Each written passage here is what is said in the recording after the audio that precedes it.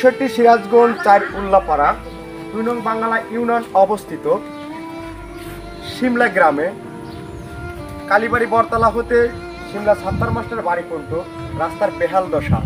এই রাস্তাতে এই গ্রামেতে বসবাস করে প্রায় ১৪০০-১৪৫০ ভোটার।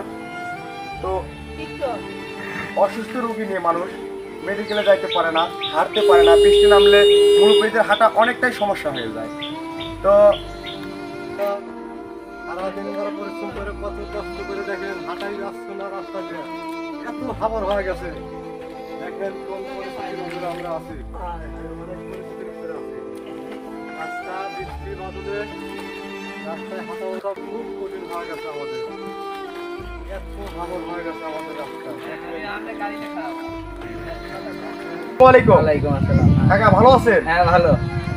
কাকা আপনি এই রাস্তায় কেমনে গাড়ি ঢুকেলেন? এই রাস্তা খুব ভালো না, বেহাল। এই রাস্তার পরিবেশ ভালো না, মানে রাস্তা মেম্বার মাটি কাটার পরে এত সমস্যা হয়ে গেছে, বরাবর সমস্যা, খুব ভালো না। ইন্দিরা বারাটারের জেলা যাওয়া যায় না, চলাফেরাও কষ্ট, হাঁটাও যায় না।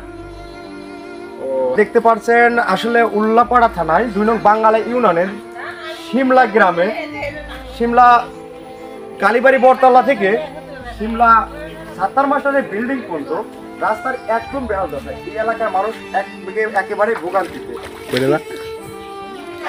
একেবারে ভোগান্তিতে। আপনাদের দেখানোর চেষ্টা করছি, এখান দিয়ে কোন একটা গাড়ি যেতে পারে না।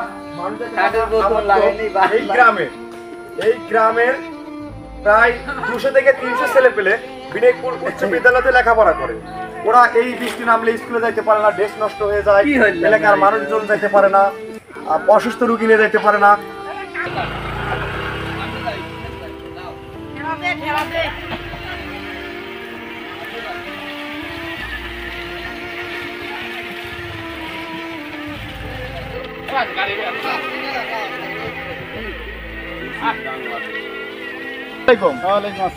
কাকা আপনার বাড়ি কি এই গ্রামে? জি।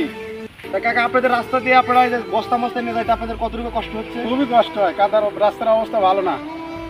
ও আচ্ছা, আপনারা শুনতে পারছেন রাস্তার অবস্থা ভালো না। গ্রামের মানুষ অনেক অনেক ভোগান্তির মধ্যে ভুগতেছে। দেখেন এত পরিশ্রম করতেছে, তারপরও। কাকা আসসালামু আলাইকুম। ওয়ালাইকুম আসসালাম। কাকা আপনার বাড়ি কি এই গ্রামে? এই গ্রামেই। তো আপনি বালু এখানে নামাইছেন কেন?